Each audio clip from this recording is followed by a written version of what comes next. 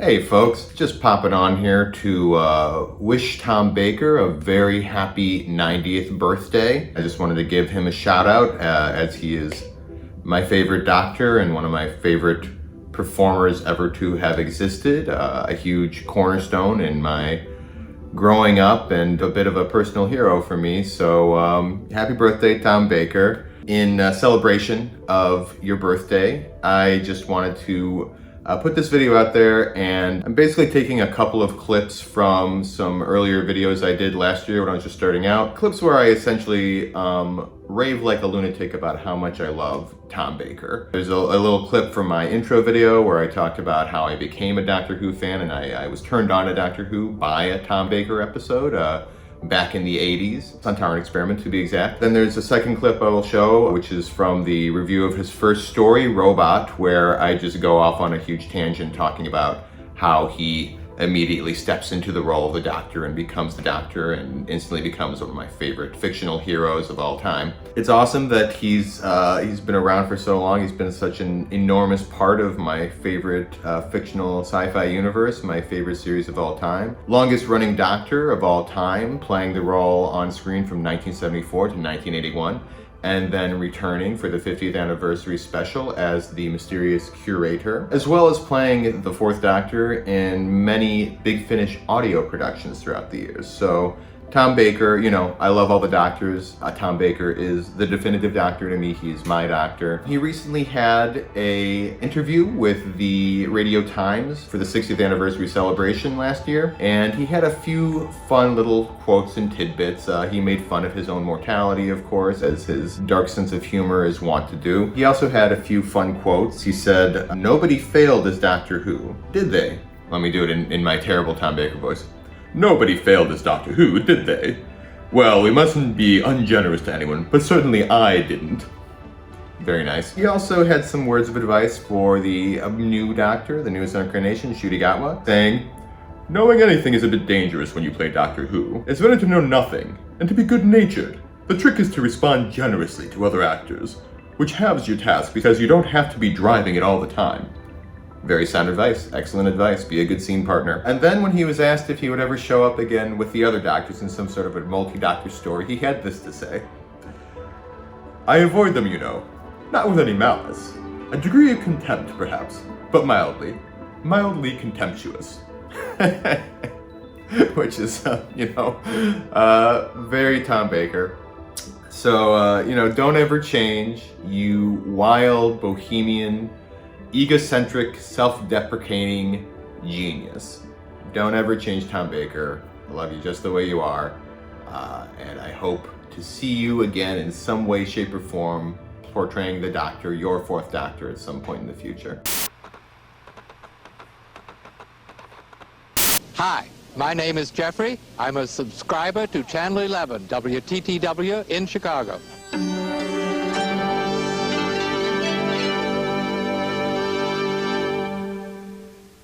I remember my parents watching WTTW almost religiously. They would watch Upstairs, Downstairs, The McLaughlin Group, Wild Chicago, and then donate to a pledge drive to keep these shows they loved running. Marty Robinson with Jody Muslin. Spearhead from Space will continue anon. We'll take a few minutes to see if we can raise the funds to keep the next generation or next regeneration of Doctor Who on the air whenever that comes about. We made the channel feel very hometown, community-driven, and inclusive. Like my parents at least, were actively choosing what shows we wanted and keeping them alive. Then one day, after the latest episode of Upstairs Downstairs ended, the willowy, kindly yet epic-sounding voice of Marty Robinson emanated from the TV screen, announcing that a new, bone-chilling adventure of Doctor Who was about to air. The Sontaran Experiment. This is 11, WTTW, the Chicago television home of the redoubtable Time Lord, Doctor Who. This caught the interest of my dad, and myself as well, so we hunkered down in our seats to see what was in store for us. Then suddenly...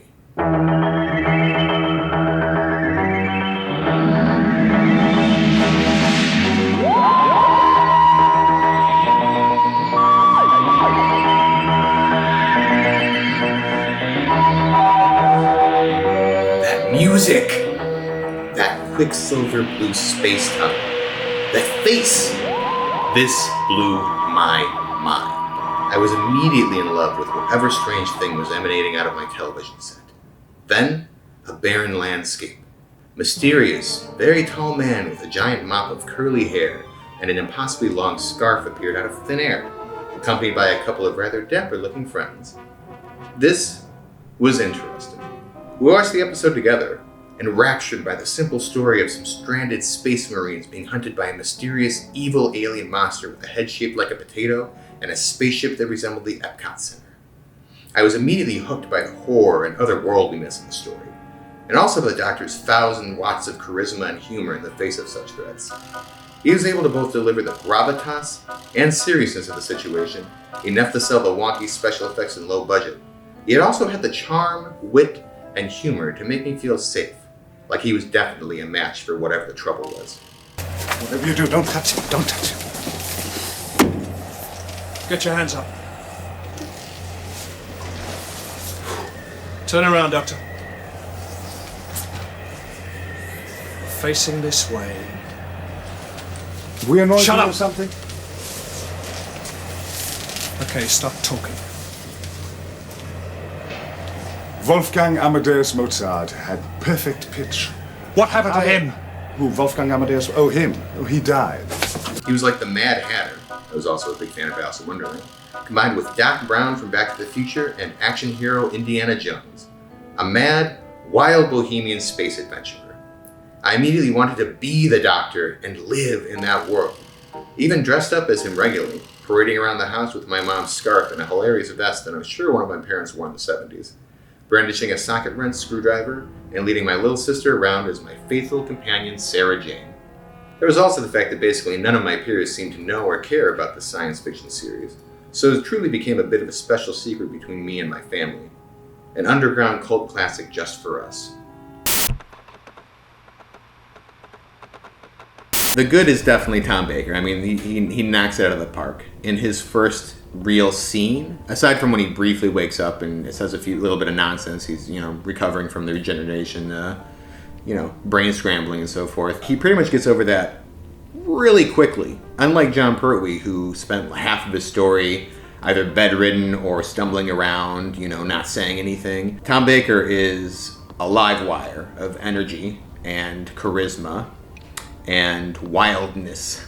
Tom Baker's first scene, which is, in my opinion, the best scene, the linchpin of this whole story, happens a mere 2 minutes into his first episode, when he's trying to escape in the TARDIS. He's got his key, which he finds in his boot, which is a fun little callback to John Pertwee era. There's a few little cute little callbacks and nuggets of reference to the Pertwee era throughout this episode. Yes, of course I'll talk to him. I'll talk to anybody. Hello?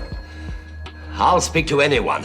His confrontation with Harry is just brilliant. It's perfect. It's kind of incredible how fully formed Tom Baker's Doctor is right off the bat. In the span of, I don't even know how long the scene is, like 80 seconds or something, he showcases a huge range of emotions and styles. He showcases a lot of his little tics and foibles and character-specific, anachronisms that he carries through the whole entire run of his era. And I think this is probably because he's kind of just playing himself, and he probably does all this stuff in real life. I don't really rate my acting, but my Doctor Who was entirely Tom.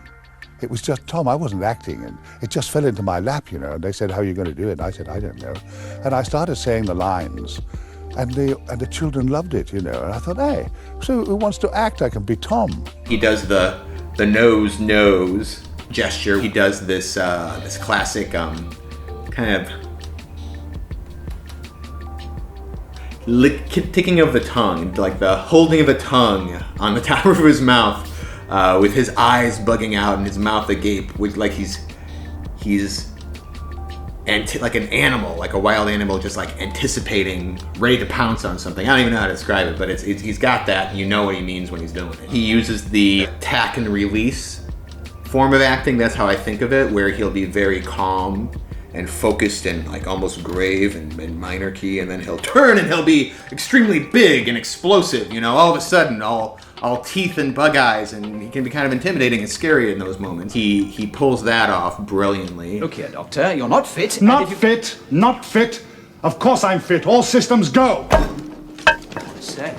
He literally runs circles around Harry in the scene. He effortlessly juggles this sense of mania and almost like a Marx Brothers-esque humor to him. Kind of a silly, snarky slapstick.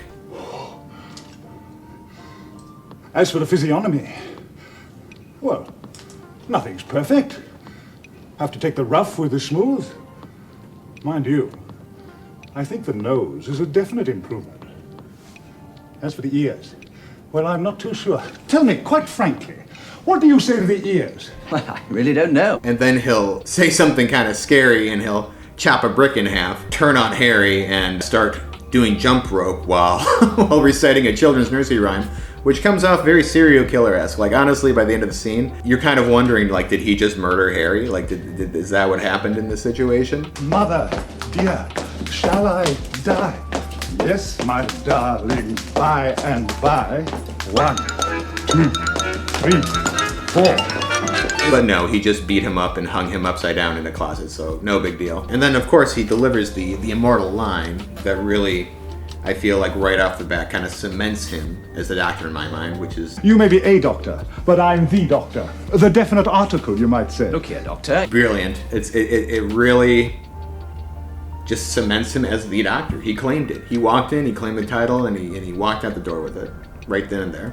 Tom Baker hits the ground running. He feels like his version of the Doctor right off the bat. It's a brilliant showcase for Tom Baker, and that's really the big plus, the big up that this story has. Baker's amazing at turning on a dime and keeping you as the viewer very invested and interested in him because he's so unpredictable.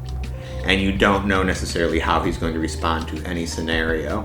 If he's going to be just a nonchalant goofball about it, or if he's suddenly going to turn very serious, deadly serious, and even become threatening and intimidating at times. Or very cold and callous and calculated, you just don't know. But all of his actions do feel very believable and organic and thought out. Yeah, so I guess I'm talking about I love Tom Baker, I love Tom Baker. By the way, did you know that I love Tom Baker? In other news, my next video, I'm actually working on it today. It is going up this week for sure. The Ark in Space review, Tom Baker's second story, which is also one of my favorite Tom Baker and Doctor Who stories in general of all time. So look out for that. And that's it. Yeah, I'll just say it one more time. I love you, Tom Baker. You're awesome. Happy birthday. And that's about it. So until next time, Kay, signing out. I expected sometime in the future, in about 200 years' time, someone will meet me and say, "Is that really the Doctor? He seemed such a nice old man."